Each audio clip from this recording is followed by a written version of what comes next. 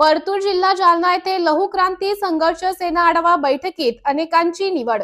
हिंगोली जिल्ह्यातील हत्तानाईक येथील रहिवासी असलेले सामाजिक कार्यकर्ते मोहन रामाभाऊ काबळे यांची सामाजिक कार्य पाहून लहू क्रांती संघर्ष सेनेचे युवा प्रदेश अध्यक्ष मोहन काबळे यांची परतूर जिल्हा जालना येथे आज दिनांक 2 फेब्रुवारी वार रविवार रोजी दुपारी 3 वाजता कार्यकर्ता आढावा बैठकीमध्ये सर्वानुमते लहू क्रांती संघर्ष सेना महाराष्ट्र उपाध्यक्षपदी मोहन काबळे यांची निवड करण्यात आली।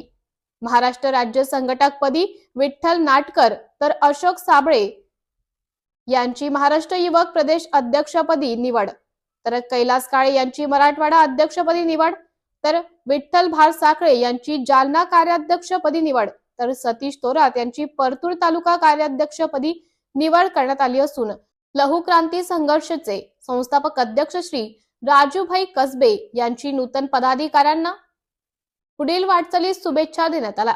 या प्रसंगी बाळू सौदागर, परमेश्वर जाधव, प्रसाद गायकवाड, अर्जुन भार साखळे, मनेश वाव्हाळ, मोहन भार साखळे, सुरेश काबळे यांच्यासह लहू क्रांती संघर्ष सेनेचे पदाधिकारी व कार्यकर्ते मोठ्या संख्येने उपस्थित होते।